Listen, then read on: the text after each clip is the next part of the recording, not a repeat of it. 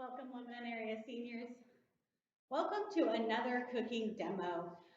In the month of July, we've been working on providing recipe ideas for those days when it's just too hot to cook in the kitchen and you don't want to create any heat. Today, we're breaking that rule just a little bit, but there is an option to not cook at all. Sometimes if you use a little heat, it can add just a little more flavor. So today we are making a Southwestern corn salad. Sounds yummy, right? Lots of the vegetables that are starting to come on and those crops that are starting to hit the farmers markets can be used in today's recipes. Like always, if there's something you don't like in it, you can always take it out, substitute, meet your dietary needs, or if you've got allergies, just swap things out. And, stir it up a bit, make it your own. So we are, of course, starting a corn salad with, of all crazy things, corn. This corn, this is where the heat comes in. To me, the salad, it tastes nummy when you've got some freshly grilled corn, or it could be even a day after grilled corn that you've removed from the cob. If you don't want to have to deal with a grill or don't have a grill, you can kind of get that flavor by searing the corn in a pan on the stove for just a little bit. We did that. We used our portable burner back there, and I went ahead and I just started to caramelize the corn in the pan just a little bit by putting a little bit of olive oil in the pan and just sauteing the corn for a little bit. So it starts to get some browning to it, and again, the sugars and the corn just caramelize. Really kind of adds a lovely depth of flavor to the corn. I have also seen recently in the store I think it was grilled corn or something like that, packaged in the frozen food department. I didn't see it this morning. I wanted to get some so I could show you the package, and I wish I could remember what store it was in so I could tell you, but of course I don't remember. So keep an eye out for that. That's another way to go. We did use the option of corn in a bag. So you can use fresh corn, you can use frozen corn, you can use canned corn, whatever corn you like to use.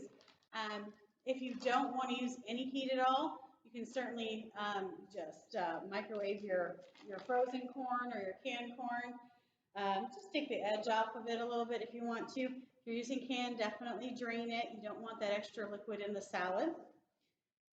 So either just some microwave corn or grilled corn. You need about 3 cups. I think I might have ended up with about 4, but 3 cups is a good amount of corn that you want to start off with. So we've got that here in our bowl. It's going to join this lovely bowl over here. To this corn, I'm actually going to show you what's in the big bowl first because I actually did something else. I actually chopped up a bunch of bell peppers. So I've got red and orange bell peppers that I chopped up, and they're hanging out in this bowl. Since I had the pan out, I did saute them just ever so briefly. I still wanted a good crunch to them. You can do them completely raw. Since I had the pan out and I was going to caramelize this corn, I figured might as well soften the bell pepper just a little bit. I would do that here at the senior center because we've got the air conditioning. I don't have that at home in my kitchen, so I'd be eating it raw at home. So to our big bowl, we're going to add in all that corn.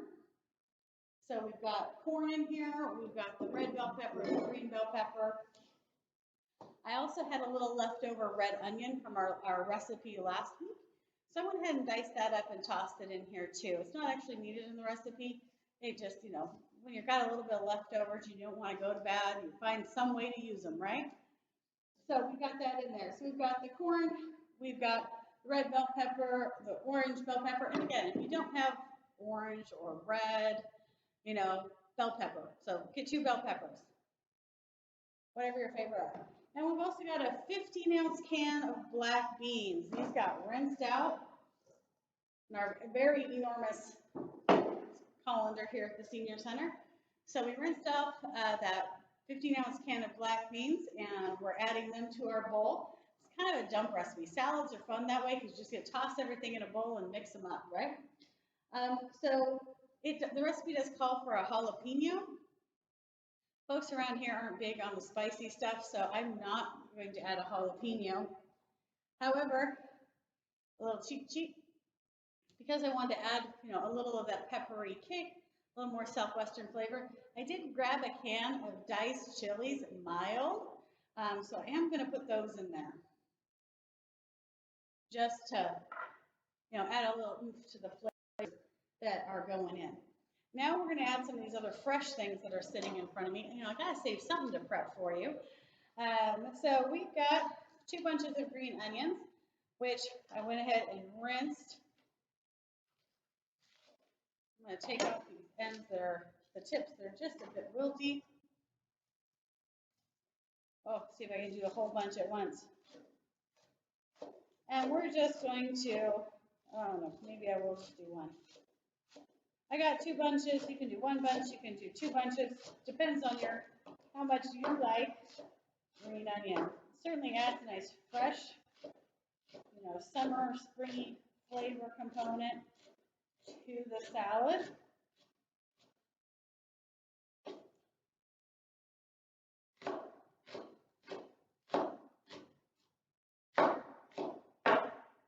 All right, I'm going to go ahead and save that other bunch for later, just in case I don't like the way it turns out.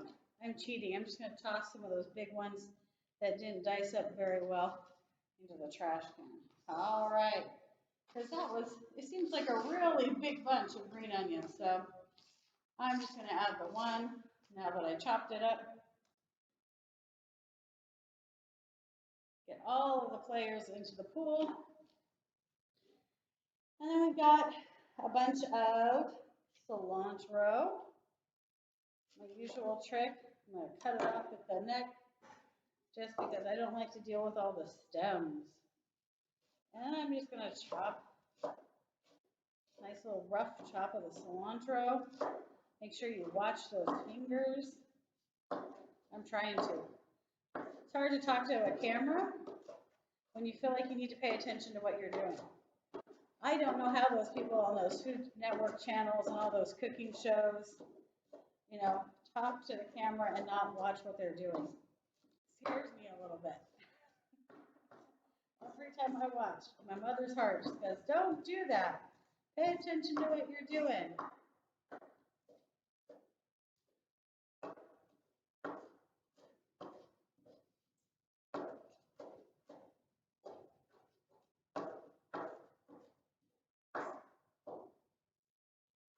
Alrighty. This little nice rough chop. I'm going to add all of that cilantro into the pool here. I could get really determined and go after all the bits that are smushed on there, but I'm not going to worry about that just yet. So we've got our corn, the bell peppers, the beans, the onion, the cilantro, and now we need some garlic. Look at me. I even remembered to bring the tape measures up today. And 1 clove. There we go. Whatever's equivalent to 1 clove of garlic, or, however much garlic your crew will like, or whatever you like if you're just feeding yourself. I'm actually going to put a little bit of that garlic juice in there. We like the garlic. All right, so with the garlics in there, we've got the cilantro, the ground cumin. So off the spice rack, you don't need a whole lot for this. It's a fresh salad, but we are going to stick in some ground cumin. If you don't like cumin, you can always skip it.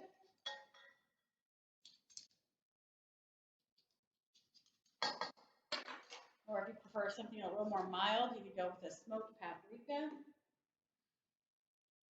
Recipe also calls for chipotle pepper. Again, we're just going to skip that because it's not very popular with the crew around here.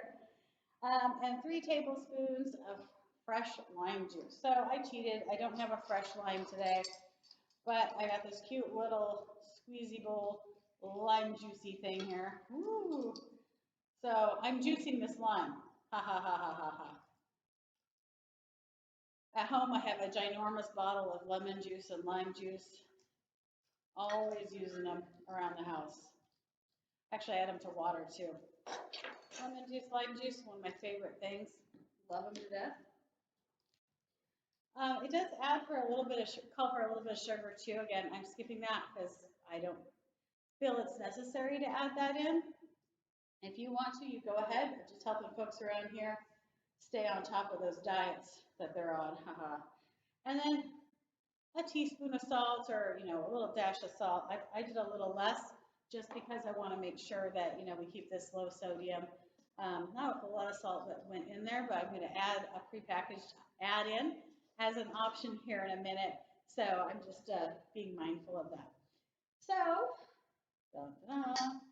go ahead and give this a toss so you can see what it looks like in its original state before I play with it some more. So we're just going to give it a lovely stir here. Bring up those peppers from the bottom so you can see all those added colors that make this start looking really festive. There you go. Nummy, nummy salad, just as it is. One of the awesome things is it's vegetarian. We don't always make vegetarian dishes around here, but when we do, I like to note it. Also, if we do something gluten-free, which I think so far we're gluten-free. I would have to double check some of the packaging just to make sure they didn't sneak something in there. But if it was, I think it might be on the diced chilies. But taking a quick look. Nope, doesn't look like there's anything in there that should involve gluten. So far, gluten-free. Now, as I was saying earlier, it is that season when all of our gardens start to harvest and give us more than we know what to do with. So from this, you can certainly, starting point, you can certainly add some other vegetables in there. And one of the ones I thought might be fun to add is I have this handful of tomatoes over here. Okay, maybe 2 handfuls of tomatoes over here. So I thought I would add those in. We are tomato lovers around here, especially these little ones that we can eat as snacks throughout the day or in our lunches or in salads. And so guess what? We're adding them to a salad. So I'm just going to mix some of those tomatoes in. And just one more reason to add another vegetable, get a little extra bonus in the nutrition, and use some of those lovely fresh vegetables that are becoming available. You can certainly add more as well. Now, the next thing I'm going to add isn't from the garden, but it is a superfood, and so I wanted to bring it to the table.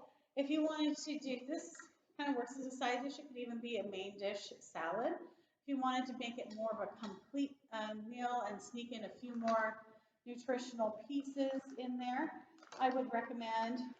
I have a rice lover and a quinoa lover in my house, so I hijacked. One of my favorite finds of the year is these packages of rice or grains that you can just pop in the microwave real quick.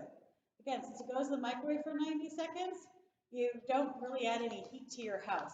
And quinoa is super good for you. It's considered a superfood.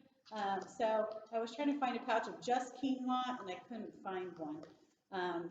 So I did find quinoa and brown rice. So brown rice is pretty good for you too. But this is where we're going to start adding a little extra carbohydrates here, and then ever so good for you quinoa. Quinoa is similar to a rice grain from the Andes in South America, and it's just growing and growing in popularity. So I encourage you to check it out and the nutritional value of that. So I'm just adding 2 bags in there, and also help it go a little further with the crew here at the senior center and some of the folks that get to benefit from eating this as lunch. And I was just checking out organic whole grain quinoa, checking to see if it was gluten-free. It's a whole grain, vegetarian whole grain. So it sticks with vegetarian. I'm not going to say it's gluten-free anymore, but it's certainly still vegetarian. So this makes a great vegetarian meal that you can have for lunch or dinner. But again, we're just adding a little complexity with the grains, the stick-to-itness feeling as you're eating it.